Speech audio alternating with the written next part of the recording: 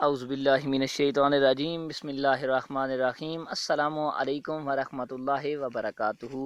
دوستو کیسے ہیں؟ امید کرتا ہوں خیریت سے ہوں گے۔ اسلامک نالج چینل پہ خوش آمدید۔ دوستو آج کی ویڈیو میں ہم لے کر آئے ہیں آپ کے لیے کچھ اسلامک سوالات اور ان کے جوابات۔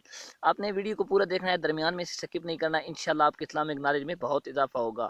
اگر یہ سوال آپ کو پہلے آتے ہوئے تو آپ کی دوبارہ ریویژن ہو جائے گی، اور اگر آپ کے علم میں پہلے نہیں تھے تو آپ کے اسلامک نالج میں اضافہ ہوگا۔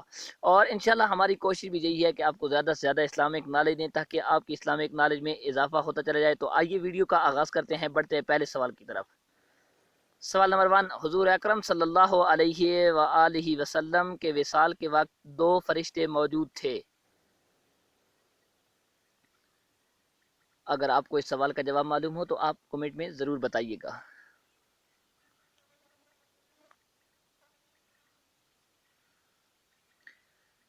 جواب نمبر 1، حضرت جبرائیل علیہ السلام اور حضرت اسرائیل علیہ السلام۔ سوال نمبر 2، حضرت ابراہیم علیہ السلام کے کون سے 2 بیٹے نبی تھے؟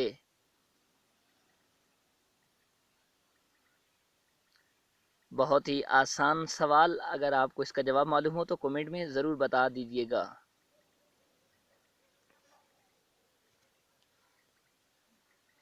جواب نمبر 2، حضرت اسماعیل علیہ السلام اور حضرت اسحاق علیہ السلام۔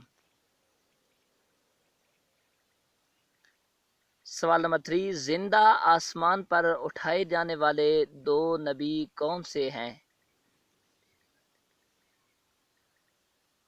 اگر جواب معلوم ہو تو کمنٹ میں ضرور بتائیے گا۔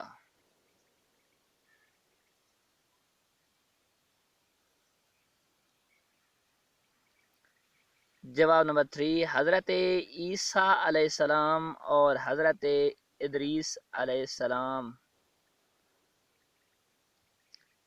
سوال نمبر 4، قرآن پاک میں 3 نیک لوگوں کا نام آیا ہے، پیغمبر نہیں تھے۔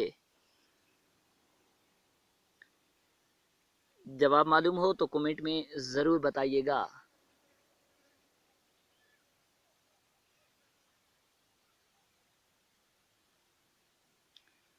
جواب نمبر 4، نمبر 1 ذوالقرنین، نمبر 2 لقمان اور نمبر 3 عزیز مصر۔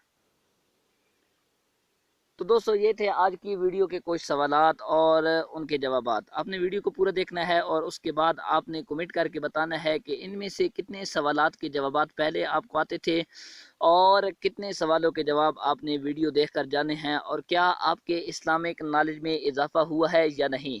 اور اگر آپ میں سے کسی کو اسلام کے کسی بھی ٹاپک پر سوالات جوابات درکار ہوں تو آپ ہمیں کمنٹ کر کے بتا دیجیے گا کہ ہمیں اسلام کے اس ٹاپک پہ سوالات جوابات درکار ہیں، ہم انشاءاللہ ویڈیو بنا کر آپ کی خدمت میں پیش کر دیں گے۔ جن دوستوں نے ہمارا YouTube channel Islamic knowledge subscribe نہیں کیا وہ بھی سبسکرائب کر دیں اور بیل کے نشان پر کلک کر دیں۔